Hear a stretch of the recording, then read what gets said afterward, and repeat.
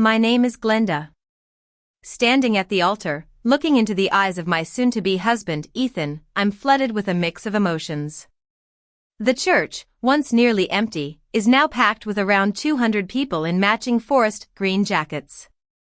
I'm taken back to that fateful moment when the back doors of the church burst open.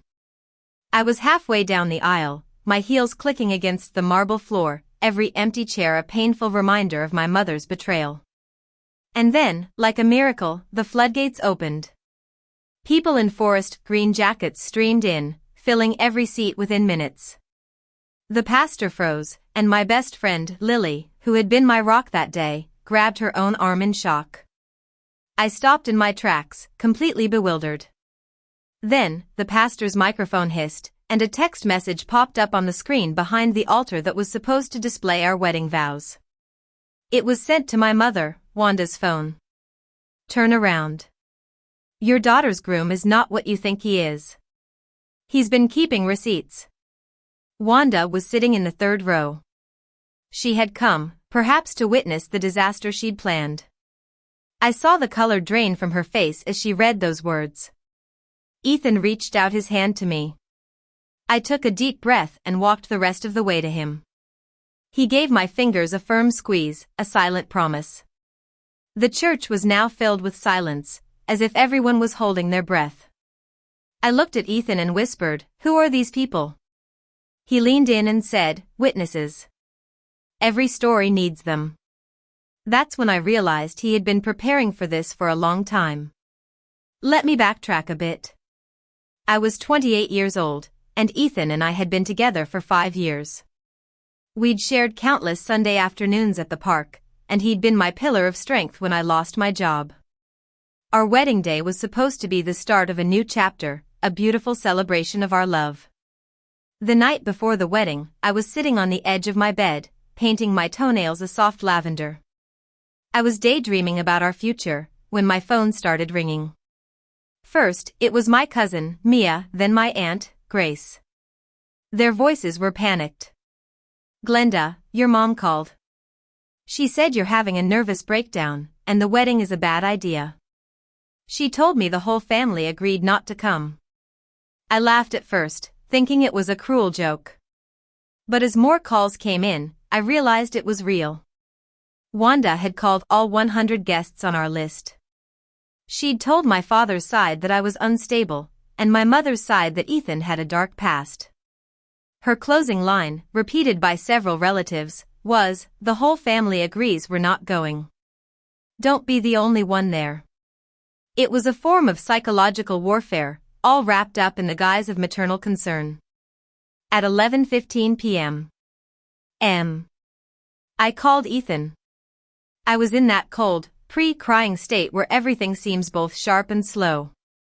I told him what was happening. He paused for a moment and then said, "Glenda, trust me. Get some sleep. I'll be at the altar, and we'll be okay." I had no idea what he meant. The next morning, I got dressed alone. Lily was the only one who showed up to help me. She came with a latte, a bouquet of tulips, and fire in her eyes. "You're the most beautiful person here, and today is yours," she said, zipping up my dress.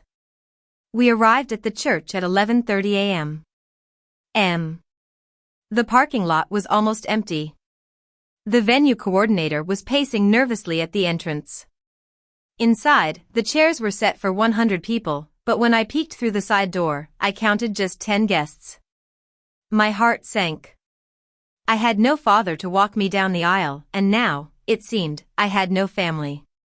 But then came that amazing turn of events when those 200 people in forest green jackets filled the church. Ethan then turned to face the congregation, including Wanda, the 10 original guests, and the new arrivals. His voice was calm and steady. "Before we begin, there are some things this room needs to know." Wanda stood up immediately. "This is inappropriate. This is my daughter's wedding, and you have no right." But one of the people in the back row in a forest green jacket stood up, and Wanda fell silent. Ethan opened the thick, cream-colored folder he'd pulled from under the altar. The first receipt was a screenshot of a text message Wanda had sent to Ethan's mother, Sarah, 2 years ago. She'd called me emotionally unstable and said I was dragging Ethan down. She'd found Sarah's number on my phone while I was cooking dinner during a family visit. The second was a voicemail transcript. Wanda had called Ethan's workplace, pretending to be a concerned family member, and claimed that Ethan was prone to outbursts. Ethan had never once raised his voice at me in all our years together. His HR department had kept the record. There were also a series of emails. 3 weeks before the wedding, Wanda had contacted the venue coordinator, saying the wedding was cancelled and asking for a refund on my behalf without my knowledge. Thankfully, the coordinator had verified with Ethan. As Ethan presented more and more receipts, Wanda's face grew paler. By the 10th receipt, she was sitting down, her eyes fixed on the floor. By the 20th, someone in the pew handed her a glass of water, which she ignored. In total, there were 160 receipts, documenting every single act of sabotage Wanda had committed against our relationship over the years. There were forged letters to my former colleagues, attempts to contact my financial advisor to spread false rumors about my credit, and a fake social media account created to send negative messages about my character to Ethan's friends. Ethan then explained who the 200 people in forest green jackets were. They were members of a private online community he'd joined 9 months ago, a support group for those dealing with coordinated family interference. He'd anonymously shared our story. When they heard what Wanda had done the night before the wedding, they organized overnight and drove from 5 different states. They wore the matching jackets so they could enter the venue as a group. They came to support me, a stranger to them, and to ensure that I had a full church on my wedding day. I couldn't breathe for a moment. Lily was sobbing in the front row, and the pastor was holding the folder to his chest like it was a sacred relic. Wanda didn't look up for a long time. Ethan turned back to me and took my hands. I didn't tell you because I didn't want you to carry this burden. I wanted today to be yours, he said. We got married right there, in that full church. The vows were simple, written by us. I cried through most of mine, and Ethan smiled through his. Lily had to be handed tissues by a woman in a forest green jacket she'd never met before. Wanda left before the reception without saying a word to me. But one of Ethan's receipts had already been sent to a family attorney. The conversation that needed to happen would take place, just not that day. That day was mine.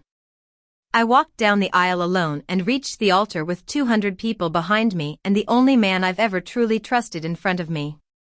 My mother tried to ruin my wedding with lies and manipulation, but Ethan fought back with 160 pieces of evidence and 200 kind-hearted strangers. If you're going through something similar, remember that documenting everything is crucial. Keep every message, save every voicemail. The truth will wait patiently until the right moment. And when it's revealed, no amount of manipulation can change it.